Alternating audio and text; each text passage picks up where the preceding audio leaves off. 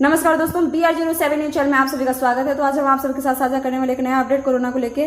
तो जी हाँ दोस्तों, बिहार में कोरोना संक्रमण के सक्रिय मामलों की संख्या आज 1 लाख के पार जा सकती है। जी हाँ दोस्तों, सोमवार को राज्य में संक्रमण के 11,000 से अधिक नए मामले पाए गए हैं। स्वास्थ्य विभाग की ओर से दी गई जानकारी के अनुसार अब तक राज्य में सोमवार की शाम तक कोविड-19 से संक्रमित मरीजों की सक्रिय मरीजों की संख्या 89,000 के पार हो चुकी है। राज्य में संक्रमण दर लगातार बढ़ती ही जा रही है, जबकि रिकवरी रेट यानी स्वस्थ होने वाले मरीजों की दर लगातार कम होती जा रही है। इस बार सरकार के मुताबिक सोमवार को राज्य में कोरोना के कारण 67 मरीजों की मौत हो चुकी है। इसमें पटना सिविल कोर्ट से एक जज भी शामिल है। यहाँ आप बिहार में कोरोना वायरस संक्रमण से जुड़ा हर घंटे का अपडेट हासिल कर सकते हैं। कोविड अस्पताल NMCH में मंगलवार को यहाँ 46 नए कोरोना पॉजिटिव मरीजों को भर्ती किया गया। वहीं इलाज के बाद कोरोना विजेता बने 48 मरीजों को NMCH से छुट्टी दी गई।